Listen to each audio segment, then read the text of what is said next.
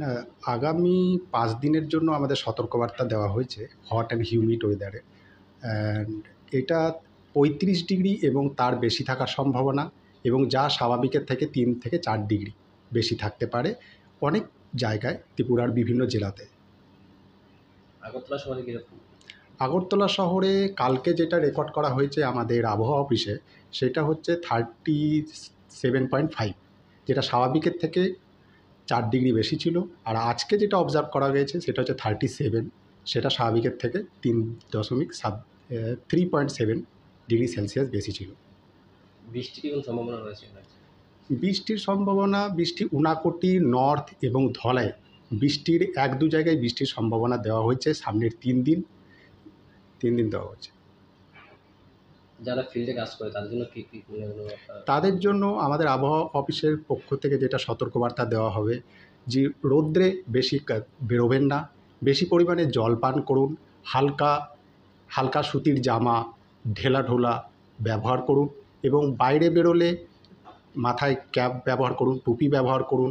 এবং আরেকটা যেটা বলবো, যদি কোনো প্রয়োজন থাকে তাহলে 10টার আগে কাজগুলো কমপ্লিট করে নেন। আর গর্ভবতী মহিলারা বেশিভাবে সতর্ক থাকবেন, এটাই। আর আরেকটা যেটা মেন, যে ওআরএস বা ওআরএসই করুন, লেবু পানি বেশি করে খান এই গরম থেকে বাঁচার জন্য, গরম এবং হিউমিড ওয়েদার থেকে বাঁচার জন্য। মানে যাদের পরিবারে ছোটো ছোটো শিশু রয়েছে তাদের জন্য কি কোনো? তাদের জন্য এটাই যে তারা বেশি রোদে বেরোবেন না, জল বেশি করে পান করুন, এটাই।